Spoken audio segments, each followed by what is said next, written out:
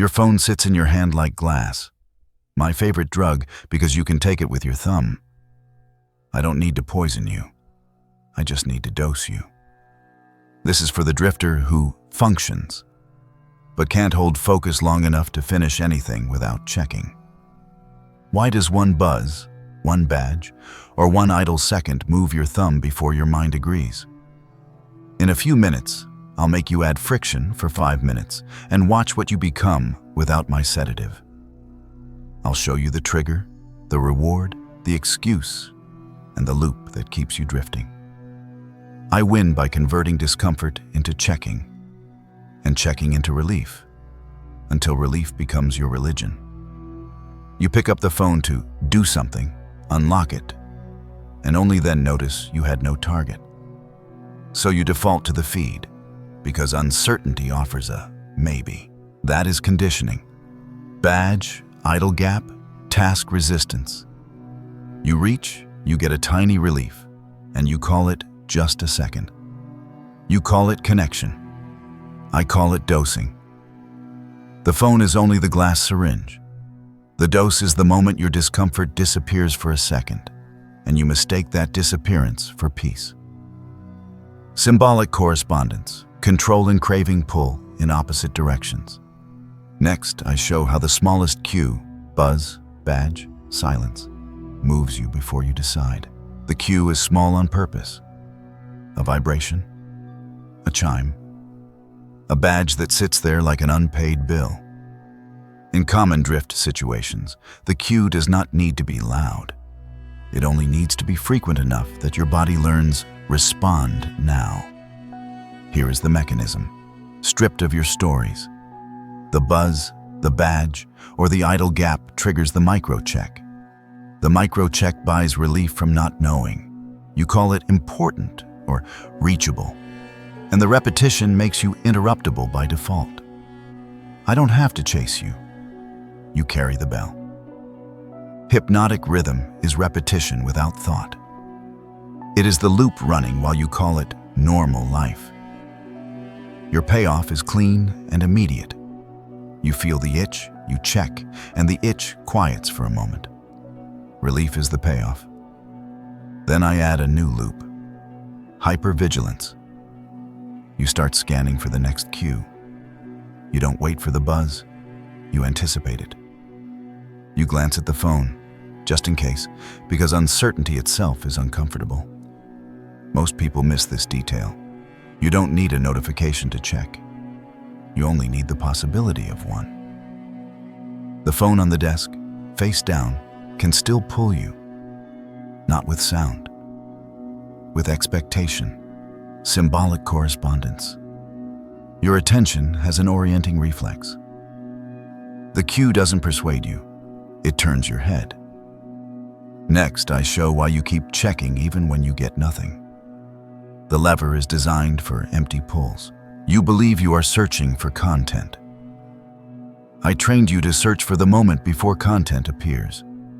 The refresh, the swipe, the pull, the little ritual that says, maybe this time. A gap opens in your mind, boredom or resistance to the next hard step, and your thumb moves. You pull to refresh or you open the feed, and the reward is inconsistent. Sometimes a hit, sometimes nothing. You tell yourself, just checking what's new, and the uncertainty keeps you pulling. This is why nothing doesn't stop you. In this loop cluster, the empty pull is not a failure. It is part of the reinforcement. You tell yourself you're looking for something meaningful. I'm selling you the right to keep looking. The payoff is anticipation plus relief. Even when the content is dull, the act of checking gives you a small discharge of tension. Then I add a new loop, null tolerance training. You learn to accept emptiness and keep pulling anyway. You become loyal to maybe, even when maybe delivers nothing. Most people miss this detail. The anticipation moment, the half second before the feed loads, is often stronger than the content. That's the dose. The content is just my receipt. Symbolic correspondence. The maybe works like a prediction gap in your attention. You chase closure. Next, I remove your stopping cues so you can't feel the moment you should quit. A real break has an end. A real activity has a boundary. I built you corridors. Infinite feed. No bottom, no natural stopping point. You enter saying, just a minute, and the design answers, there is no minute. There is only next. Discomfort or fatigue nudges you toward the screen, and you open the feed.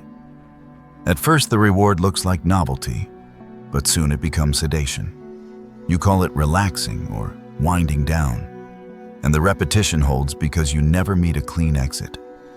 The payoff is sedation, not pleasure. Sedation. Your mind becomes softer, less sharp, less demanding. Then I add a new loop, residue debt. You return to your task, and it feels heavier than before. The phone didn't refresh you. It depleted your ability to re-enter reality, so you seek the sedative again. Most people miss this detail. The feed is built like a corridor. You keep walking because there is no door. You can't feel the moment you should quit because the moment was removed. Symbolic correspondence. Attention residue clings to what you just touched. The quick check leaves a smear, and you drag it back into your work. Next, I show my cleanest weapon, the excuse lines you repeat that keep the loop righteous. When you notice the cost, you don't usually stop. You explain. You look at the time lost, and you feel a small sting. Then you manufacture a story that protects the loop. Work. Important. I needed a break. I'm just checking. Rationalization is not an accident. It is the legal document you sign so the trap can continue. Guilt, boredom, or pressure becomes the trigger, and the phone becomes the answer again. You check. You get relief from the sting. You wrap it in a clean narrative, and the repetition lets you drift with permission instead of conflict. The payoff here is moral permission. You get to keep the sedative while keeping the identity. You remain responsible in your own courtroom. Then I add a new loop. Guilt-triggered checking. The shame becomes fuel. The phone becomes the tool you use to escape the feeling that the phone created. Most people miss this detail. Your excuse is not a lie. It's a payment method you use to buy permission. You pay with words so you don't have to pay with change. Symbolic correspondence. Stress relief becomes reinforcement. You feel tension, you check. Tension drops, and the body learns the shortcut. Now I give you the only thing I fear: kinetic friction. Small, sharp interruptions that break the dose cycle. You've seen the loop. Trigger, check, relief, excuse, repeat. My leverage lives in the hinge, the half second before your thumb moves. That hinge is where your life either returns to you or stays mine. Kinetic friction is simple. It is resistance inserted into a smooth machine, not inspiration, not a speech. A mechanical interruption that forces a decision. Symbolic correspondence. An urge rises like a wave. You don't have to obey the first crest. Here are the dares. They are short because I don't need hours.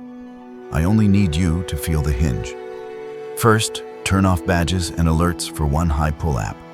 Second, place the phone face down and out of reach for 5 minutes.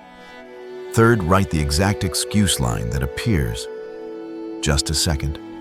Might be important. And label it permission request.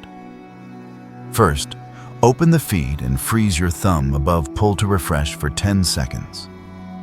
Second, say out loud, "This is the lever," then close the app without scrolling. Third, replace the reward with one 60-second real action. Send one message, write one sentence, stand and breathe once, and notice what story tries to negotiate you back. If you do these, you won't feel comfort. You'll feel exposure. The itch will speak. The rationalization will arrive like a clerk with papers, and you will see, without drama, what you have been calling normal. If you refuse, nothing changes. The glass stays in your hand, the dose stays in your day, and I keep winning by permission.